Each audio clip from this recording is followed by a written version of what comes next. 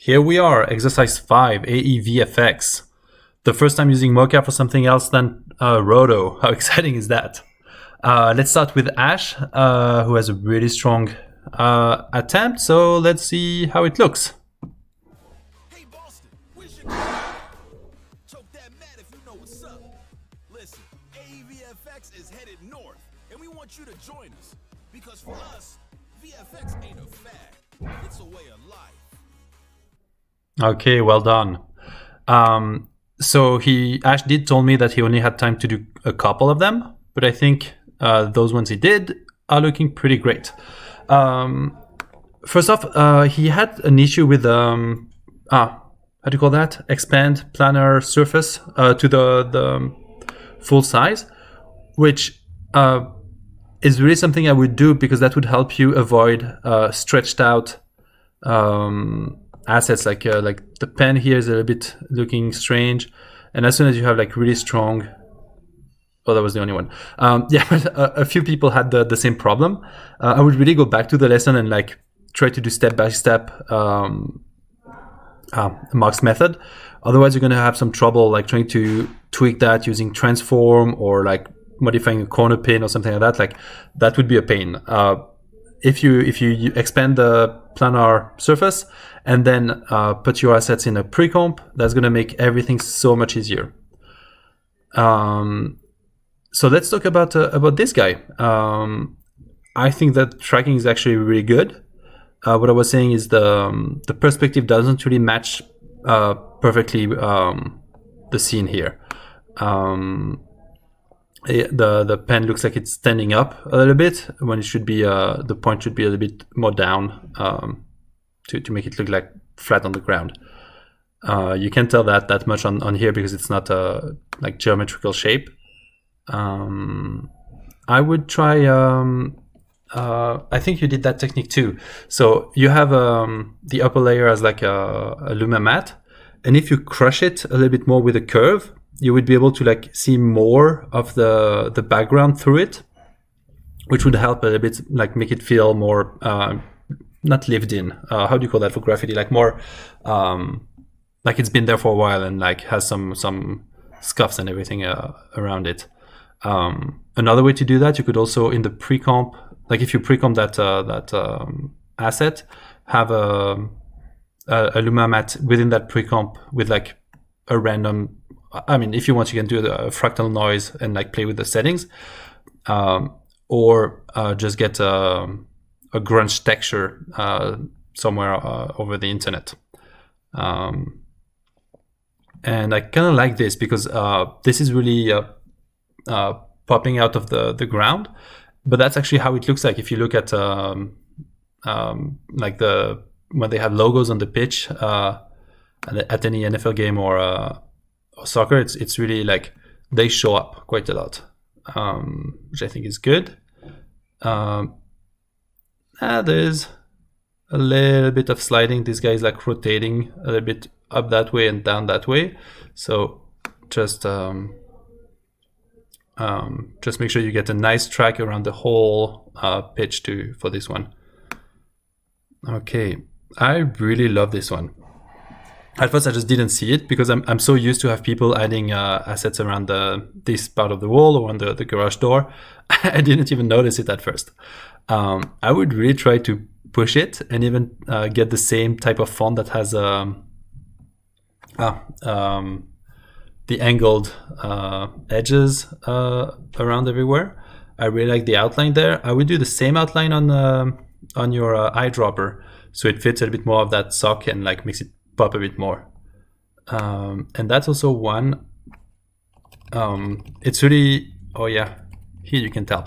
I would add some motion blur. If you see here, try to add the same thing there. So just by having the After Effects motion blur turned on would help blend it a bit.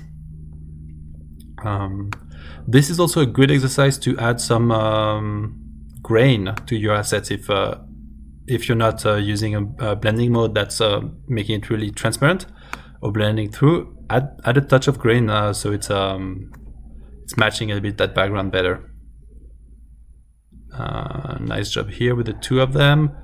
Really well done with the You dealt with the lens flare really well there.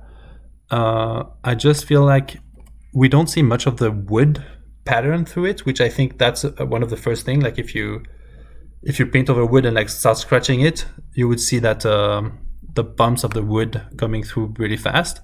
So I think you could again add a curve on your Luma mat and crush a little bit those curves. This guy works well because it's like color, so it looks almost more fresh or recent than the other one. And smart way to not put your character, not put your assets behind the the kid dancing, because that would be a pain to roto. I know some people did it, and I commend them for it, but yeah, smart move. Here, AEVFX 101.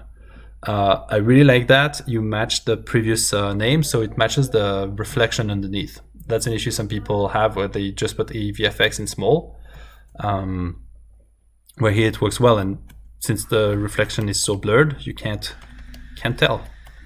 It's working really nice.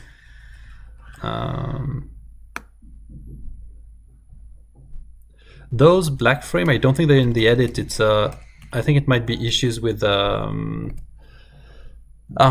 many frames per second every, like all the footage is. I know there's some inconsistency, so I would really try to extend them to make them blend together. And I think that's it. And again, a black frame here. Yeah, really well done, Ash. I know that's a work in progress, but you're heading in the right direction, and looking forward to see the completed version very soon. Let's have a look at Cynthia's version, and let's play it. Hey Boston, where's your key light at? Choke that mat if you know what's up. Listen, AEVFX is headed north, and we want you to join us. Because for us, VFX ain't a fad, it's a way of life. Okay, so that's what I was saying. Here, look at this. How much details from the roof are popping through the eyedropper. That's great. I love that. You could even add some, like a second layer in your pre-comp to get more grit to it. But that's looking really good, and the tracking is working really nice. Yeah, I think that's awesome. Here, yeah, there at the bottom. I think it's sliding a little bit. Let's see.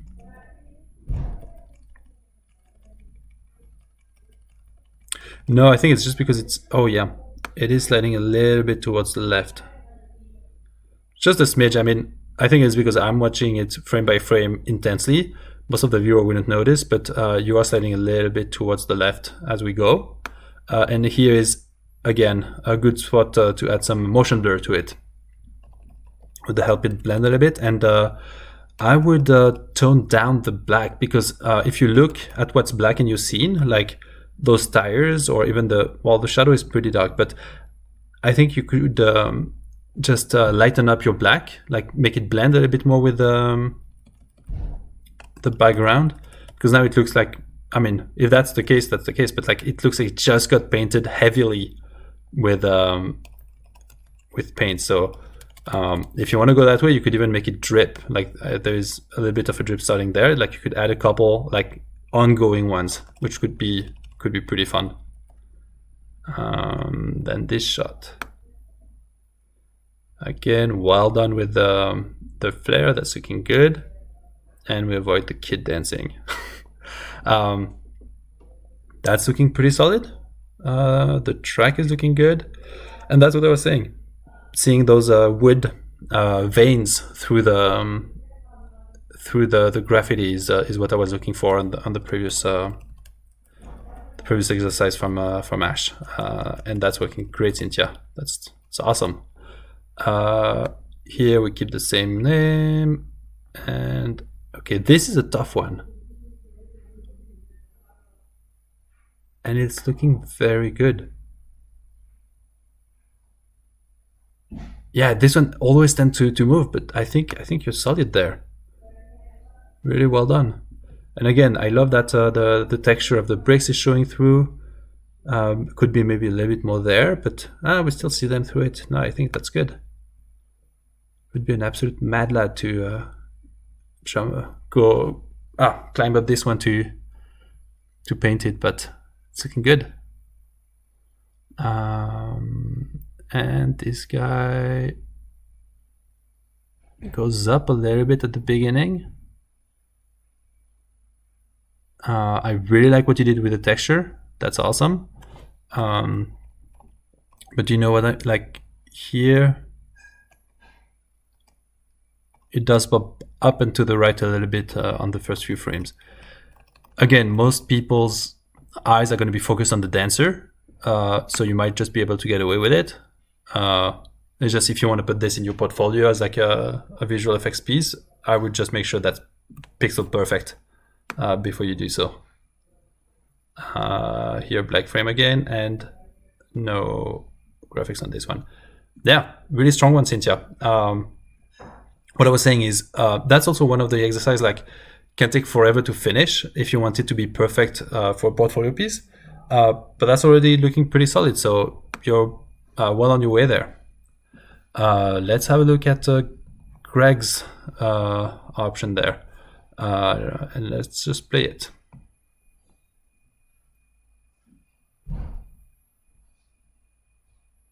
Okay, so Greg, who does not have music,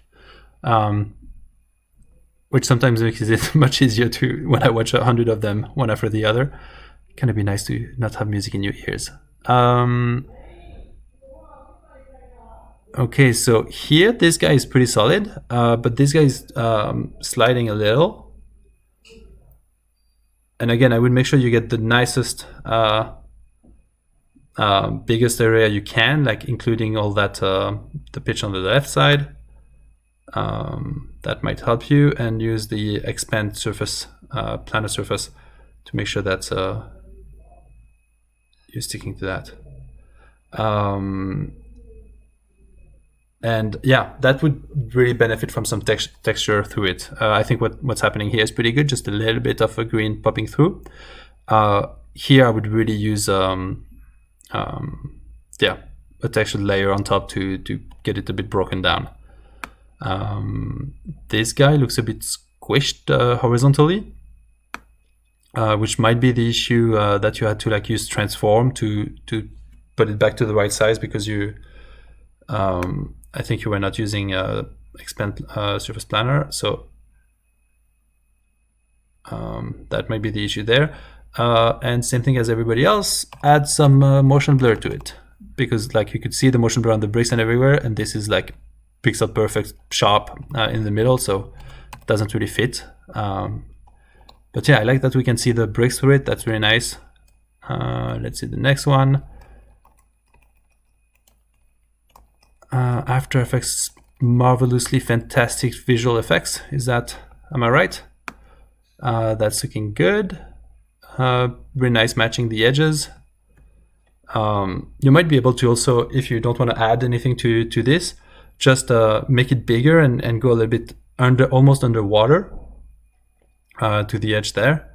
And I would add some paint drips or something to show that's like, it's not the perfect job that's been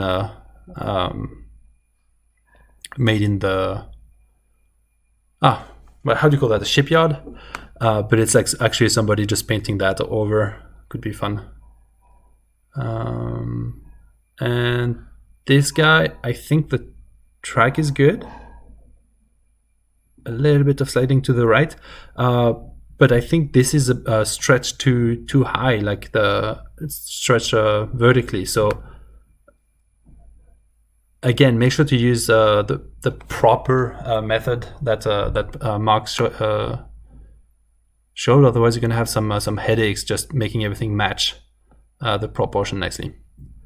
But beside those stretched assets, that's a really strong attempt as well. So looking forward to see everybody finishing their projects, and yeah, I'll be waiting for those. Until then, take care.